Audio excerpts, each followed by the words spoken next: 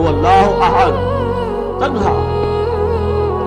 اللہ الصمد، باقی تمام مخلوقات کا وہی مرجع ہے۔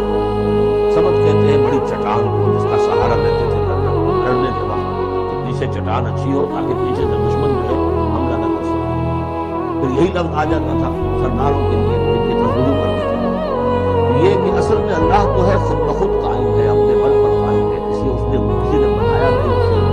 اس کی حیات مستعار نہیں ہے، اس کی حیات مستحیل ہے۔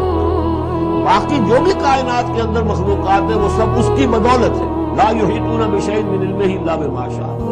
ان کا وجود بھی اللہ کا عطا کردہ، ان کی حیات بھی مستعار ہے، مانگی ہوئی ہے،